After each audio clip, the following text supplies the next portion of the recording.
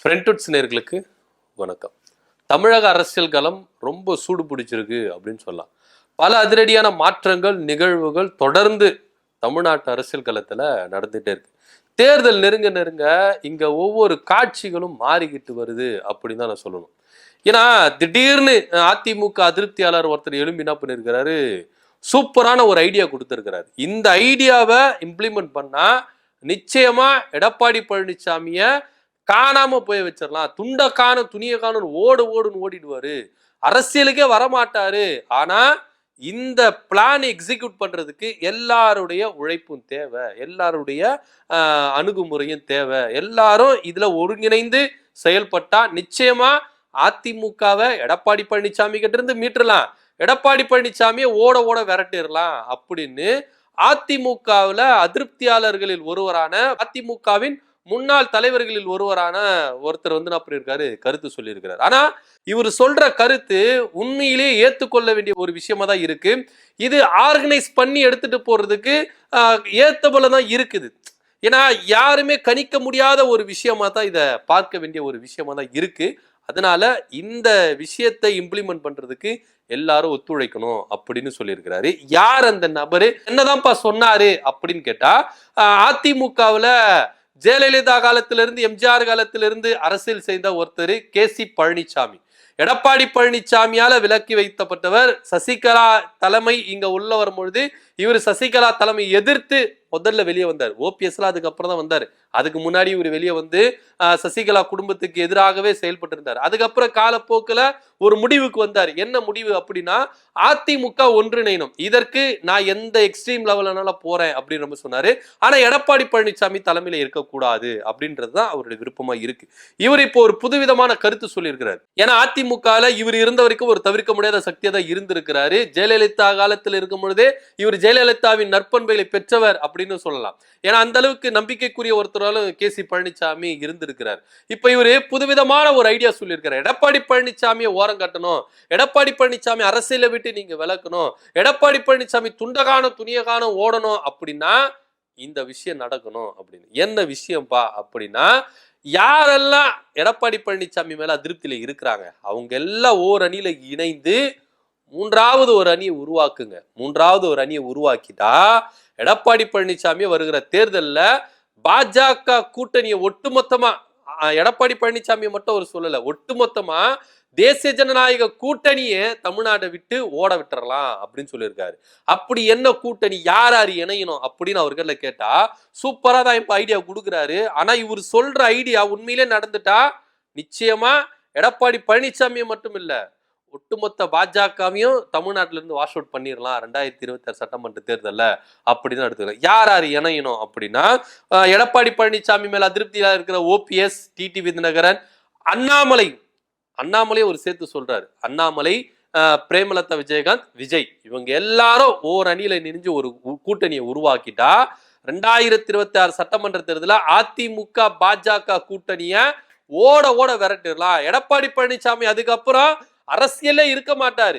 அவரு விவசாயி மகன் சொல்லிட்டு இருக்காருல, விவசாயத்தை பார்க்க போவாரு, அவரு நிக்கவே மாட்டாரு. அதனால இந்த கூட்டணியை உருவாக்கி அவரை கேட்டிருந்து அதிமுகவை ஈஸியா மீட்டுறலாம். அதுக்கப்புறம் அதிமுக தலைமைக்கு யார் வரலாம் அப்படின்றதெல்லாம் அப்புறமேட்டு விஷயம். இப்போ அதிமுக ஐசியூ ஜோன்ல இருக்கு. இந்த ஐசியூல இருந்து வெளியே கொண்டு வரணும்னா எடப்பாடி பழனிசாமி கிட்ட இருந்து காப்பாத்தினதா உண்டு அப்படின்னு கே.சி. பழனிசாமி சொல்லியிருக்காரு.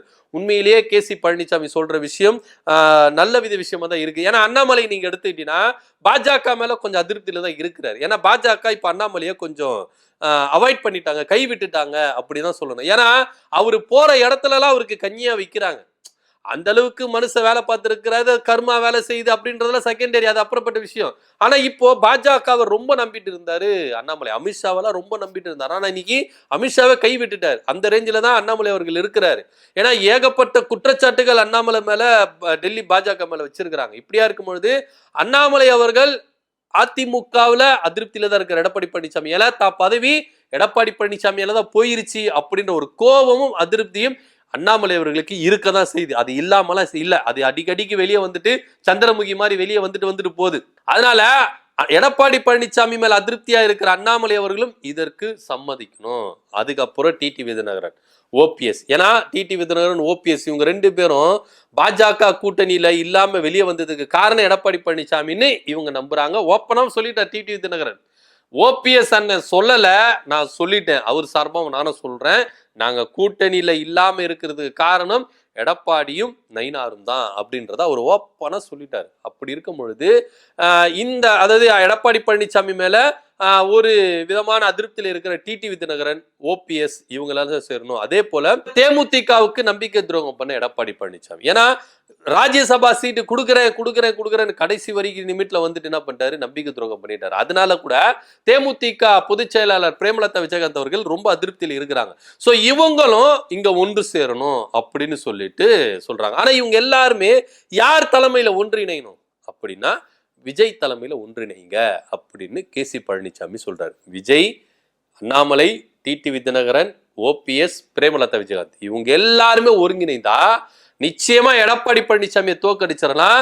தேசிய ஜனநாயக கூட்டணியை ஓட விரட்டிடலாம். எடப்பாடி பழனிசாமி கிட்ட இருந்து அதிமுகவை ஈஸியா நம்ம என்ன பண்ணிடலாம், வாங்கிடலாம். அதுக்கப்புறம் எடப்பாடி பழனிசாமி அரசியல் பக்கமே வர மாட்டார், துண்டகானன் துணியகானன் ஓடுவாரு அப்படின்னு கேசி பழனிசாமி ஒரு புதுவிதமான கருத்துக்களை முன்வைத்திருக்காரு, அழைப்பும் கொடுத்திருக்கிறார். இந்த விஷயம் நடக்கிறதுக்கு எல்லாரும் கொஞ்சம் யோசிச்சு செயல்படுங்க.